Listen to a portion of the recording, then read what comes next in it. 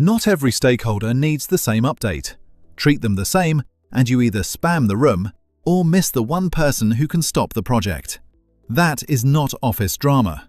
It is a missing power map. A stakeholder map answers 3 questions. Who can fund or stop the work? How much they care right now? And what cadence matches that intersection? Without the map, teams default to one weekly dump for everyone and call it communication.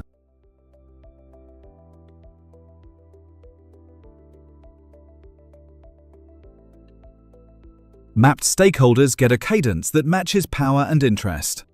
Foggy stakeholders all get the same deck. Mapped stakeholders surface blockers early. Foggy stakeholders surprise you in the final review. Mapped stakeholders hear bad news first from you. Foggy stakeholders hear it in the hallway. The difference is not politeness. It is whether the project has a power map or a mailing list. Pause on the power versus interest grid. This is the geometry the rest of the video hangs on. High power, high interest. Manage closely. These people need decisions, risks, and trade-offs, not vanity slides. High power, low interest. Keep satisfied. Short status, clear asks, no noise. They can end the project without living in the details. Low power, high interest. Keep informed. Users, adjacent teams, people who feel the change. They cannot kill the budget, but they can kill adoption. Low power, low interest. Monitor lightly. Do not ignore them forever, just do not build your week around them. The grid is useless if it stays a workshop poster. Next, the short loop that turns names into a living map. List, plot, cadence, message, revisit. Building the map is a short loop, not a workshop cult. List who can stop you or fund you. Names, not departments. Plot each person roughly on power versus interest. Rough is fine. Perfection is delay. Assign a cadence per quadrant. Daily working session, weekly update, monthly one-pager, or none. Name the message each group needs. Decisions, risks, or progress only. Revisit after every major change. New sponsor, new scope, new date. Security joining late. Now put faces on the grid. An internal tools rollout. CIO, Ops, Users, Security, Finance.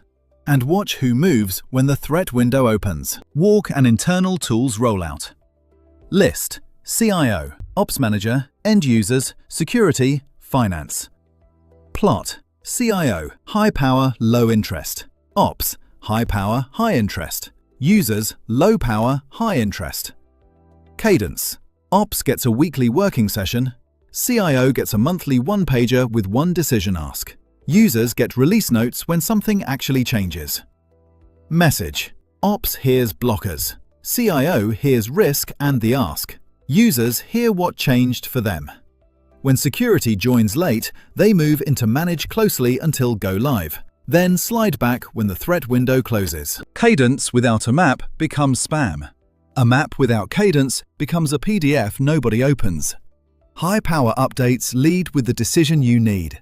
High interest updates lead with what changed for them. Everyone else updates can wait. Or never send. 3 traps kill most maps. Everyone is labeled important, so nothing is prioritized.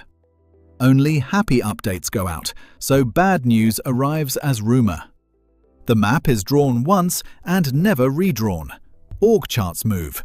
The PDF does not. A living map is 15 minutes after a milestone, not a quarterly workshop.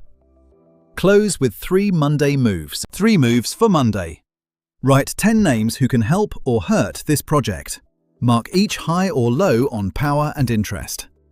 Assign 1 cadence per quadrant, and put the decision you need at the top of every high-power update. Next on How Work Works, the risk register as a living system, not a scary workshop file. Subscribe if you want the diagrams before the jargon.